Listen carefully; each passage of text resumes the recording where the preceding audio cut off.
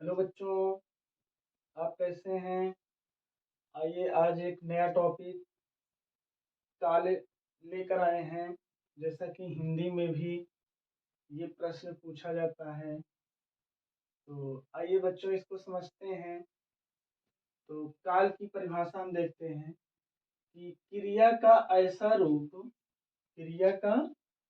रूप जिसमें उसके होने अथवा करने के समय। बच्चों क्या है कि क्रिया का ऐसा रूप जिसमें क्या होता है, उसके होने या फिर करने के जो टाइम होता है, मतलब समय होता है, तथा उसकी पूर्णता या अपूर्णता का बोध होता है बच्चों, या ज्ञान होता है, तो उसे ही हम क्या कहते हैं? काल कहते हैं। जैसे आइए समझते हैं। वह खेलता है, तो खेलता है, कौन खेलता है? वह। क्या कर रहा है बच्चों? खेल रहा है, तो यही क्या हो गई? उसकी क्रिया हो गई। और उसके होने, होने का मतलब कौन? जो खेल रहा है, यानी जो हमारा सब्जेक्ट होगा, जो हमारा बच्चों करता होगा। तो करता यहाँ क्या है? वह है। वह कर क्या रहा है? खेल रहा है। और बच्चों इसमें समय की भी बात हो रही है। जैसे खेल रहा है, तो कब खेल रहा है? वो अभी, यानी वर्तमान समय में खेल रहा है।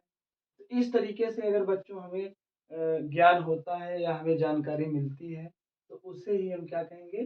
काल कहेंगे। जैसे दूसरा, वे सो रहे हैं। ठीक है, तो बच्चों वे क्या हो गए? कर्ता हो गए हमारे। वो क्रिया यानी काम क्या कर रहे हैं? सोने का काम कर रहे हैं। अब हम आगे देखते हैं कि काल हमारा 3 प्रकार का होता है।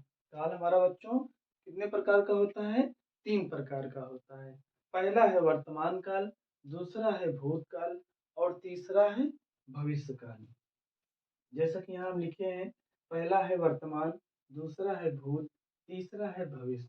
तो बच्चों वर्तमान काल क्या होता है?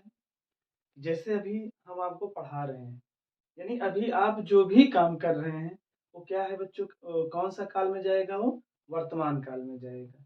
कहने का मतलब है कि जो जिस टाइम हम जो भी कर रहे होते हैं, वही क्या कहलाता है? वर्तमान काल कहलाता है।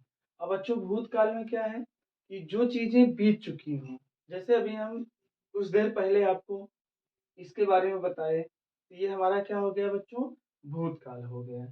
या फिर यूँ समझिए कि जो आपने पीछे करके छोड़ दिया है, वही क्या कहलाएगा बच्चों?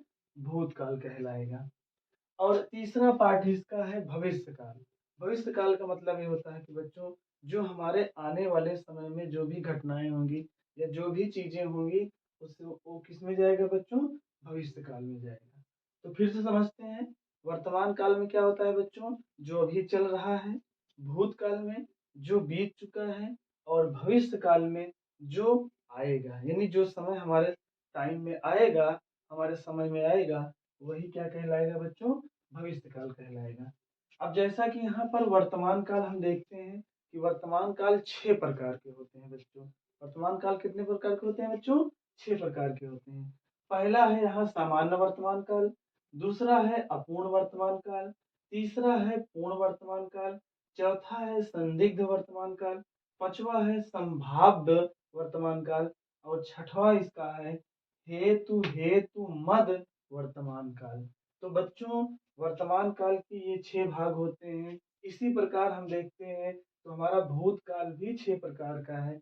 जैसा पहला है सामान्य भूतकाल, दूसरा है आसन्न भूतकाल, तीसरा है पूर्ण भूतकाल, चौथा है अपूर्ण भूतकाल, और इसका पांचवा पार्ट है संदिग्ध भूतकाल, और छठा इसका पार्ट है हेतु हेतु मध्य भूतकाल। इसी प्रकार बच्चों हमारा जो भविष्य काल है, ये 3 प्रकार का है। पहला है सामान्य भविष्य काल, और इसका दूसरा जो पार्ट है वो है संभाव्य भविष्य काल, तीसरा जो है हेतु हेतु मध्य भविष्य काल। इस तरह से बच्चों हमारा अगर देखा जाए तो वर्तमान काल भी 6 भाग है, भूतकाल भी हमारा 6 पार्ट है, यानी 6 भाग है, और हमारा जो तीसरा भविष्य काल है, इसके भी 3 भाग हैं। तो बच्चों अब हम आगे इन सभी का, जितने भी इनके भाग हैं, इनके 6, इनके भी 6, इनके 3, इसको हम एक-एक का अच्छे से परिभाषा उदाहरण सहित समझते हैं। क्या होता है सामान्य वर्तमान काल, क्या होता है अपूर्ण वर्तमान काल, क्या होता है पूर्ण वर्तमान काल और क्या होगा संदिग्ध। इसी प्रकार बच्चों हम वर्तमान के पूरे पार्ट और भूतकाल के पूरे पार्ट और भविष्य काल के पूरे पार्ट को हम बारी बारी से देखते हैं। आइए बच्चों, अब हम लोग वर्तमान काल के प्रत्येक भाग को, यानी 6 भाग जो उसके हैं उसको देखते हैं। जैसा कि यहाँ वर्तमान काल की परिभाषा हम समझ लेते हैं, वैसे भी वर्तमान काल हमें पता हो गया है कि जो भी चल रहा होता है या जो भी चल रहा है वही वर्तमान काल होता है। आइए परिभाषा देखते हैं कि क्रिया या क्रियाओं की निरंतरता को ही हम क्या कहते हैं, वर्तमान काल कहते हैं। क्या कहते हैं बच्चों, वर्तमान कहते हैं, वर्तमान काल कहते हैं। कहने का मतलब है कि जो भी चल रहा है। जैसे अब आगे देखते हैं कि वर्तमान काल हमारे 6 प्रकार के होते हैं, जैसा कि पीछे भी हम वहां पर देखे थे। अब उसी 6 भाग को हम लोग विस्तार से पढ़ेंगे। तो पहला इसका जो भाग था सामान्य वर्तमान काल। अब बच्चों इसमें सामान्य वर्तमान काल में क्या होता है, आइए इसकी परिभाषा समझते हैं।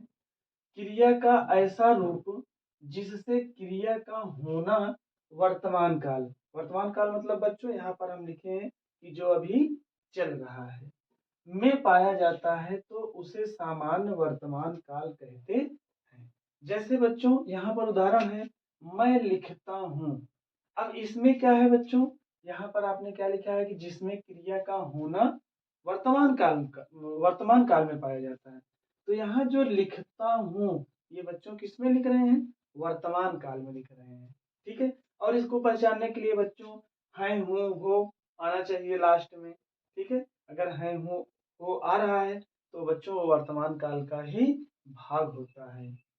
अब आगे सरला विद्यालय जाती है। अब यहाँ पर वो जाने का क्या कर रही है, काम कर रही है। तो यही जाना ही क्या होगा बच्चों, हमारा सामान्य वर्तमान काल होगा। ठीक है, इसी प्रकार अब हम दूसरा इसका भाग देखते हैं अपूर्ण वर्तमान काल। इसमें क्या होगा कि क्रिया का ऐसा रूप जिससे यह पता चलता है कि क्रिया वर्तमान काल में लगातार हो रही है। कैसे हो रही है बच्चे, लगातार हो रही है। लगातार कहने का मतलब है कि वो निरंतर अपने आप ऐसे होती चली जा रही है। ठीक है, जैसे अब यहाँ पर देखिए उदाहरण, तुम गा रहे हो। अब तुम गा रहे हो इसका मतलब क्या है कि आप जो क्रिया कर रहे हैं अर्थात जो आप काम कर रहे हैं, कौन सा काम कर रहे हैं, गाने वाला कर रहे हैं। तो गाने वाला जो काम है बच्चों ये आप कैसे कर रहे हैं, लगातार आप गा रहे हैं। ठीक है, और इसमें क्या था, सभी लोग भाग रहे हैं। ठीक है, अगर बच्चों सभी लोग अगर भागते हैं होता तो वो हमारा सीधा सीधा सामान्य वर्तमान काल हो जाता। या इसमें तुम गाते हो अगर ऐसा होता तो सामान्य वर्तमान काल हो जाता। ठीक है, अब इसमें क्या है बच्चों, यहाँ पर गा रहे हो, भाग रहे हैं, इस तरीके से अगर बच्चों रहता है तो हमारा अपूर्ण वर्तमान काल कहलाता है। अब इसका हम तीसरा पार्ट देखते हैं पूर्ण वर्तमान काल। क्या होता है इसमें कि क्रिया का ऐसा रूप जिससे वर्तमान काल में काम करने की पूर्ण सिद्धि का ज्ञान हो, यानी पता चले। जैसे इसमें कि तुम गा रहे हो तो क्या गा रहे हो, कोई गाना गा रहे हो या कोई गीत कह रहे हो या कोई कविता पढ़ रहे हो, ये अगर पता चल जाता है तो हमारा वो क्या हो जाएगा बच्चों, पूर्ण वर्तमान काल हो जाएगा। पूर्ण से ही मालूम होता है ना कि कोई काम पूरा हो रहा है। अब जैसे इसमें देखिए मेरी माँ ने चाय पी ली है। ठीक है, अगर बच्चों यहाँ पर चाय पीती है अगर होता, सॉरी मतलब चाय ना देकर मेरी माँ पीती है अगर ऐसा होता तो हमारा सामान्य वर्तमान काल हो जाता। या फिर यहाँ होता मेरी माँ चाय पी रही है अगर होता तो हमारा ये हो जाता अपूर्ण वर्तमान काल। लेकिन इसमें बच्चों क्या है, इसमें ये चीज पता चल रही है। ठीक है कि और लास्ट में ये यहाँ ये देखेंगे कि इस प्रकार से अगर आता है तो हमारा वो क्या हो जाएगा, पूर्ण वर्तमान काल हो जाएगा। जैसे इसमें सुबोध दाल और चावल खाया है। अब यहाँ पर देखिए कि दाल और चावल यही क्या है, पूर्ण सिद्धि है। ठीक है, यानी पता चल जा रहा है कि वो क्या कर रहा है। और लास्ट में हमें ये देखना है कि अगर इसमें ता है या ती है या ते हैं अगर होता तो वो हमारा क्या हो जाएगा बच्चों, वर्तमान सामान्य वर्तमान काल हो जाएगा। और इसमें हमें देखना है रहे, रहा, रही अगर आ रहा है लगातार तो हमारा अपूर्ण हो जाएगा। और पूर्ण में क्या होगा बच्चों कि यहाँ पर इस तरीके से है, ली है, ला हूं, ठीक है, ले हैं, या फिर खाया या खाई या खाए हैं, इस प्रकार से अगर आता है तो बच्चों क्या हो जाएगा, पूर्ण वर्तमान काल हो जाएगा। तो इसके हम 6 भाग में 3 भागों को पढ़ चुके हैं। अब इसके 3 भागों को आगे पढ़ते हैं। आइए बच्चों, अब हम इसके चौथे, पांचवें और छठवें भाग को देखते हैं। जैसा कि 3 भाग में हम पढ़ चुके हैं, अब इसका चौथा भाग देखेंगे, संदिग्ध वर्तमान काल। अब बच्चों संदिग्ध वर्तमान काल क्या होता है, क्रिया का ऐसा रूप जिससे वर्तमान काल में क्रिया के होने का संदेह पाया जाता है। संदेह मतलब बच्चों जैसे शंका होती है, यदि इस तरह से होता है तो उसे ही क्या कहते हैं, संदिग्ध वर्तमान काल कहते हैं। अब जैसे उदाहरण के माध्यम से हम समझेंगे कि आकांक्षा पढ़ती होगी। अब वो पढ़ती होगी ऐसा हम क्या कर रहे हैं, संभावना व्यक्त कर रहे हैं। ठीक है बच्चों, अब आगे देखेंगे सुप्रिया खेलती होगी। ये भी यहाँ पर क्या हो रहा है, संभावना व्यक्त किया जा रहा है कि ये पढ़ती होगी और ये जो है क्या कर रही होगी बच्चों, खेलती होगी। तो इसमें क्या किया जा रहा है बच्चों, संभावना व्यक्त किया जा रहा है। तो जहां पर बच्चों संभावना व्यक्त किया जाएगा उसे ही हम क्या कहेंगे, संदिग्ध वर्तमान काल कहेंगे। अब इसके अगले यानी 5वें भाग को देखते हैं, क्या है, संभाग वर्तमान काल। तो आइए समझते हैं कि संभाग वर्तमान काल क्या होता है। क्रिया का ऐसा रूप जिससे वर्तमान काल में कार्य पूरा होने की संभावना रहती है। उसमें क्या थी बच्चों कि संदेह हो रहा था, इसमें अब क्या होगी, संभावना व्यक्त की जाएगी। तो उसे ही हम क्या कहते हैं, संभाग वर्तमान काल कहते हैं। अब इसके हम उदाहरण को समझेंगे। यहाँ पर जैसे सुहानी विद्यालय गई होगी। अब ऐसा हम क्या कर रहे हैं, संभावना व्यक्त कर रहे हैं, ठीक है, कि सुहानी विद्यालय गई होगी या फिर महक घर आई होगी। ऐसा हम क्या कर रहे हैं बच्चों, संभावना व्यक्त कर रहे हैं। तो जहां पर संभावना व्यक्त किया जाएगा उसे ही हम क्या कहेंगे बच्चों, संभाव्य वर्तमान काल। अब इसके हम छठे यानी लास्ट पार्ट यानी वर्तमान काल के जो 6 भाग हैं, उन 6 भाग का अंतिम जो भाग है वो है हेतु हेतु मद वर्तमान काल। इसका जो सबसे अंतिम पद है या सबसे अंतिम जो इसकी जो इसके भाग हैं उनका नाम है हेतु हेतु मद वर्तमान काल। अब इसकी परिभाषा देखते हैं कि जब किसी वाक्य में कोई क्रिया दूसरी क्रिया पर निर्भर होगी, कहने का मतलब यह है कि कोई व्यक्ति होगा या फिर कोई वस्तु होगी, वो दूसरे वस्तु पर क्या होगी बच्चों, निर्भर होगी। अगर निर्भर होती है तो उसे ही हम क्या कहते हैं, हेतु हेतु मद वर्तमान काल कहते हैं। जैसे इसका पहला हम उदाहरण समझते हैं। जैसे पहला है यहाँ पर, यदि बच्चे चले गए हो तो गेट बंद कर दो। यहाँ पर देखिए कि बच्चे चले गए हों तो गेट क्या करो, बंद कर दो। तो इसमें यानी इस क्रिया पर ये क्रिया क्या हो गई है, निर्भर हो रही है कि जब वो चले जाएंगे तब गेट बंद हो जाएगा। तो इस प्रकार ये वाली जो क्रिया होगी इस वाली क्रिया पर क्या हो रही है, निर्भर है। दूसरा देखेंगे, यदि मेहमान आ गए हों तो उनका स्वागत करो। तो अब यहाँ पर देखिए कि मेहमान आ गए हों, ठीक है, ये क्रिया है। दूसरे क्रिया पर उनका स्वागत करो। इस तरीके से बच्चों यदि आता है कि एक क्रिया दूसरे क्रिया पर निर्भर होगी तो उसे ही हम क्या कहेंगे, हेतु हेतु मद वर्तमान काल। तो ये बच्चों वर्तमान काल के 6 भाग थे। 6 भाग को हम लोग पढ़ चुके हैं। आइए बच्चों, अब हम इसके दूसरे पार्ट भूतकाल को देखते हैं कि भूतकाल क्या होता है। जैसे कि यहाँ परिभाषा है, जिस वाक्य में क्रिया के कार्य की समाप्ति का ज्ञान होता है तो उसे ही बच्चों भूतकाल कहते हैं। कि जैसे अभी मैंने पढ़ा था या हमने खाया था, तो इस तरीके से बच्चों अगर पता होता है तो हमें उनको क्या कहना चाहिए कि वो भूतकाल के वाक्य हैं। आइए देखते हैं कि भूतकाल के जो 6 भाग हैं वो 6 भाग क्या होते हैं, कैसे होते हैं। तो पहला है इसका सामान्य भूतकाल। अब सामान्य भूतकाल की हम पहले परिभाषा समझ लेते हैं कि जिस वाक्य में भूतकाल की क्रिया के विशेष समय का ज्ञान नहीं होता है। कहने का मतलब है कि बच्चों जो काम हो चुका है उसका कोई विशेष महत्व नहीं होता है कि वो किस टाइम हुआ है या कब हुआ है। तो अगर ऐसा होता है तो उसे हम क्या कहते हैं बच्चों, सामान्य वर्तमान काल कहते हैं। सॉरी, सामान्य भूतकाल कहते हैं। वर्तमान काल तो हम पढ़ चुके हैं, अब हम भूतकाल का देख रहे हैं। अब जैसे इसका उदाहरण समझते हैं कि राधा गई। अब इसका कोई समय का विशेष महत्व नहीं यहाँ पर आ रहा है कि राधा गई, कब गई होगी, कौन से समय में गई होगी, ये कोई नहीं पता है। ठीक है। और वे आए, वे कब आए, कैसे आए, कहाँ आए, ये सब के बारे में कोई टाइम का क्या है यहाँ पर बच्चों कि समय का कोई यहाँ पर ज्ञान नहीं हो रहा है कि वो कब आए थे या कब वो गई। ठीक है।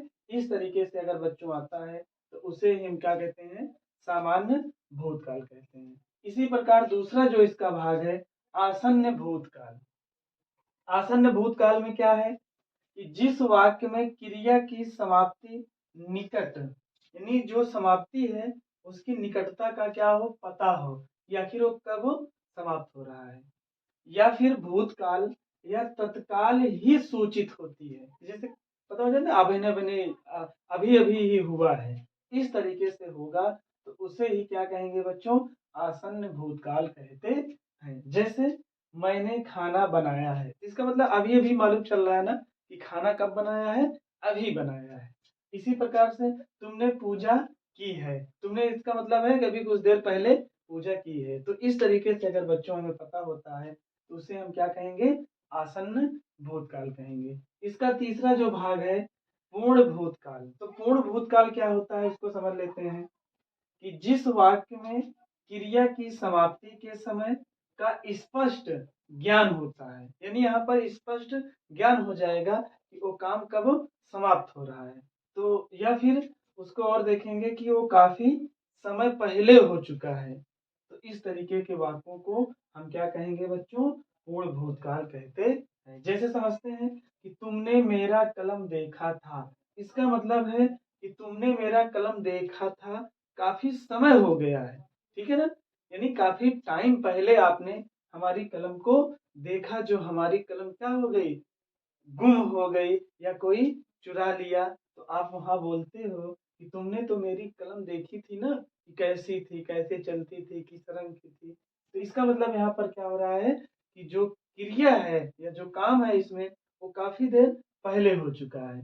इसी प्रकार इसका दूसरा भाग देखेंगे, उसने अपनी किताबें खरीदी थी, यानी हमने देखा था कुछ समय पहले कि उसने अपनी पूरी किताब को क्या किया था, खरीद लिया था।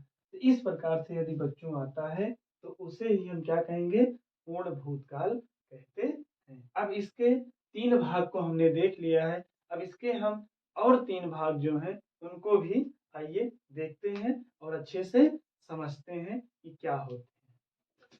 आइए बच्चों, इसके हम चौथे पार्ट को देखते हैं, अपूर्ण भूतकाल। क्या होता है अपूर्ण भूतकाल बच्चों, देखते हैं परिभाषा इसकी। जिन वाक्यों में क्रिया के भूतकाल में होने का ज्ञान हो लेकिन, बच्चों यहाँ पर भूतकाल में होने का ज्ञान हो लेकिन उसकी समाप्ति का पता ना हो, यानी वो कब समाप्त हो रहा है, यदि बच्चों ये चीज नहीं पता होता है तो उसे ही हम क्या कहते हैं, अपूर्ण भूतकाल कहते हैं। अब इसकी जो उदाहरण है उसको समझते हैं। आईनी किताब पढ़ रही थी। अब वो किताब पढ़ रही थी, कब समाप्त हुई, ठीक है ना, या फिर कब समाप्त होगी, इन सब के बारे में हमें नहीं पता चल पा रहा है। तो इसलिए बच्चों क्या हो जाएगा, ये अपूर्ण भूतकाल हो जाएगा। दूसरा समझते हैं, किशन नाच रहा था। अब वो नाच रहा था, कब तक नाचेगा, इन सब के बारे में हमें नहीं पता है, तो बच्चों उन्हें हम सीधा सीधा बोल देंगे कि वो अपूर्ण भूतकाल होंगे। आइए इसके हम पांचवें पार्ट को देखते हैं। पांचवा भाग क्या है, संभाव्य भूतकाल। इसमें क्या होता है कि जिन वाक्य या जिन वाक्यों में कोई काम भूतकाल में पूरा होने का संदेह होने का ज्ञान होता है, यानी बच्चों कोई भी ऐसा काम होगा या कोई भी ऐसा कार्य होगा कि वो भूतकाल में पूरा होने का संदेह होने का ज्ञान होता है, तो उसे ही हम क्या कहते हैं, संभाव्य भूतकाल कहते हैं। जैसे हम वर्तमान काल में देखे थे, वही इसमें सेम ही वही चीज हमको देखने को मिलेगा भूतकाल में। ठीक है, अब इसका हम उदाहरण समझते हैं कि राम बाजार गया होगा। अब यहाँ पर संदेह हो रहा है, क्या हो रहा है संदेह, कि राम बाजार गया होगा, ऐसा हम लोग संदेह कर रहे हैं या ऐसा हम लोग सोच रहे हैं कि राम कहाँ गया होगा, बाजार गया होगा। उसी प्रकार सभी अध्यापक विद्यालय में आए होंगे, ऐसा हम क्या कर रहे हैं, संदेह कर रहे हैं। तो इन्हीं सब उदाहरण जो यहाँ पर हम लिखे हैं, इन्हीं को हम क्या बोल सकते हैं बच्चों, संभाव्य भूतकाल। आइए इसके हम भूतकाल के अंतिम भाग को देखते हैं, हेतु हेतु मद भूतकाल। अब इसमें क्या होगा बच्चों कि जिन वाक्यों में क्रिया के जिस रूप से यह पता चलता है कि क्रिया भूतकाल में होने वाली थी, क्रिया कब होने वाली थी, भूतकाल में होने वाली थी, पर किसी कारणवश नहीं हो सकी, यानी जो क्रिया अर्थात जो काम भूतकाल में होने वाला था बच्चों, वो किसी कारणवश नहीं हो पाई, ठीक है ना, नहीं हो सकी का ज्ञान होता है, तो उसे ही हम बच्चों क्या कहते हैं, हेतु हेतु मद भूतकाल कहते हैं। अब जैसे इसका उदाहरण समझते हैं, क्या है उदाहरण, यदि तुम अपनी साइड में रहते तो दुर्घटना नहीं होती। कहने का मतलब बच्चों ये है कि यहाँ पर देखिए कि कोई जो है भूतकाल में होने वाली थी, पर किसी कारणवश नहीं हो पाई। कारण क्या थी, जो दुर्घटना हो गई, ठीक है ना। यदि तुम अपने साइड में रहते तो दुर्घटना नहीं होती, जो दुर्घटना हो गई बच्चों वो नहीं होती यदि आप पहले ही सतर्क हो गए होते। ठीक है, इसी प्रकार दूसरा देखते हैं, यदि सभी बच्चे परीक्षा शुल्क समय से दे देते तो वे सभी परीक्षा दे रहे होते। ठीक है ना, कहने का मतलब ये है बच्चों कि समय रहते यदि उन लोग थोड़ा से भी ध्यान देते कि परीक्षा शुल्क अर्थात परीक्षा का जो पैसा लगा हुआ है उनको हम टाइम रहते, उनको समय रहते अगर हम दे देते, तो हम लोग आज जो इस तरीके से बाहर घूम रहे हैं या बाहर हमको निकाल दिया गया है, हम लोग क्या कर रहे होते, समय से परीक्षा दे रहे होते। तो कहने का मतलब ये है बच्चों कि इनमें क्या है कि क्रिया के जिस रूप में यह पता चले, क्या पता चले कि क्रिया भूतकाल में होने वाली थी, लेकिन किसी कारणवश नहीं हो पाई। उसका कारण यही था कि आप समय रहते अगर आप समझ गए होते तो ये जो आप परीक्षा के बाहर थे या ये जो दुर्घटना हो गई ये न होती। इस प्रकार से बच्चों यदि पूछता है पेपर में तो सीधा सीधा हम उसको बोल देंगे कि हेतु हेतु मद भूतकाल है। तो अब बच्चों हम इसका अर्थात भूतकाल जो हमारा काल था, काल में हम वर्तमान काल पढ़ चुके, भूतकाल पढ़ चुके। अब इसके बाद लास्ट जो भाग है भविष्य काल, अब उसको हम पढ़ेंगे और उसके जो तीन भाग हैं अर्थात जो उसके तीन प्रकार है उसको हम अब पढ़ेंगे। आइए बच्चों, अब हम काल का जो तीसरा भाग है उसका नाम है भविष्य काल। ये काल का अंतिम भाग है। ये बच्चों तीन प्रकार का होता है। आइए हम इसको समझते हैं कि आखिर भविष्य काल क्या होता है। जैसा कि बच्चों इसकी परिभाषा है कि जिन वाक्यों में क्रिया के कार्य की समाप्ति का ज्ञान होता है। कहने का मतलब है कि यहाँ पर बच्चों क्या हो जाएगा कि कोई भी काम होगा वो निश्चित तौर पर समाप्त ही होगा, ठीक है ना? का ज्ञान हो तो और उसे हम क्या कहेंगे? भविष्य काल कहते हैं। बच्चों भविष्य काल 3 प्रकार का होता है। पहला है इसका सामान्य भविष्य काल।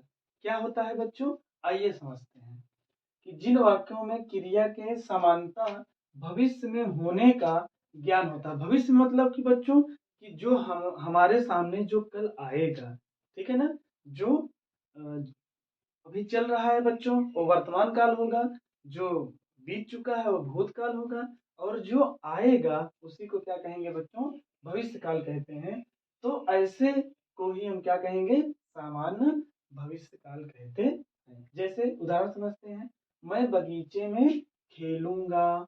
भविष्य में, भविष्य की बात बच्चों हो रही है कि जैसे मैं कल बगीचे में खेलूंगा या फिर मैं आज बगीचे में खेलूंगा, ऐसा आप जो है भविष्य में या फिर ऐसा आप सोच रहे हैं। अभी ना तो आप गए हैं, ना तो अभी आप उसको किए हैं। अभी आप सोच रहे हैं कि मैं खेलूंगा। कब खेलूंगा? आज। आज का कोई समय निश्चित नहीं है। ठीक उसी प्रकार राधा एक गीत गाएगी। कौन सा गीत गाएगी? कब गाएगी? ये बच्चों हमें नहीं पता है। क्या है कि ये हमारा भविष्य की बात हो रही है। तो जब भविष्य की बात होगी तो उसे ही बच्चों भविष्य काल कहेंगे और भविष्य का पहला जो भाग है सामान्य भविष्य काल उसको बोलेंगे। अब इसका जो दूसरा भाग है संभाव्य भविष्य काल।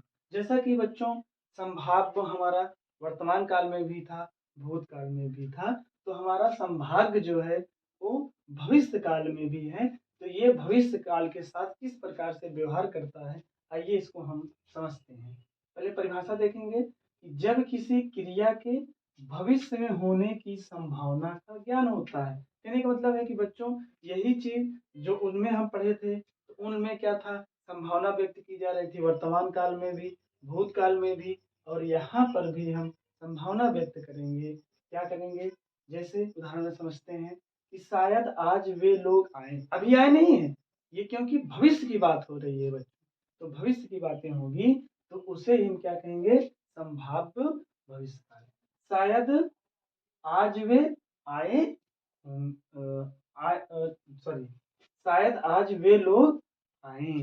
ठीक है। ऐसा दूसरा संभव है कैलाश कल आए, यानी हम संभावना व्यक्त कर रहे हैं कि बच्चों कल हो सकता है कि कैलाश घर आए। तो अगर ऐसा बच्चों अगर संभावना वाली यहाँ बात आएगी तो उसे ही हम क्या कहेंगे? संभाव्य भविष्य काल कहेंगे बच्चों। आइए इसका हम तीसरा भाग देखते हैं। जैसा कि ये हमारा वर्तमान काल में भी मिला था, भूतकाल में भी मिला था, और अब हम देखते हैं कि भविष्य काल में इसका किस प्रकार से प्रयोग होता है। तो हेतु हेतु मद भविष्य काल, इसकी परिभाषा देखेंगे। जब क्रिया का ज्ञान जब क्रिया का होना दूसरी क्रिया के होने पर निर्भर करता है, यानी एक क्रिया दूसरे क्रिया पर क्या होगी? निर्भर होगी। वो भी कैसे? भविष्य में। तो उसे ही हम क्या कहेंगे? हेतु हेतु मद भविष्य काल। अब जैसे इसका उदाहरण समझते हैं, आप कमाएं तो हम खाएं। अभी कमाए नहीं है, ये भविष्य की बात हो रही है कि आप कमाओगे तो हम बैठकर क्या करेंगे? खाएंगे। इसी प्रकार दूसरा, पापा कहेंगे तो हम क्या करेंगे? कोशिश करेंगे। यानी जब तक नहीं कहेंगे तब तक हम कोशिश नहीं करेंगे। ठीक, क्योंकि ये भविष्य की बात हो रही है। फिर आगे, वे चले जाएं तो मैं बैठूं, यानी वो जब चले जाएंगे यानी आएंगे, और जब वो फिर चले जाएंगे तो मैं क्या करूंगा? बैठ जाऊंगा। ऐसा अगर बच्चों होता है तो उसे हेतु हेतु मद भविष्य काल कहते हैं। तो बच्चों आज काल आपका ये समाप्त हो गया। कैसा लगा? यदि आपको अच्छा लगा हो तो आप लाइक और सब्सक्राइब कीजिए। नेक्स्ट वीडियो में बहुत जल्द मिलेंगे बच्चों। तब तक के लिए बहुत बहुत धन्यवाद।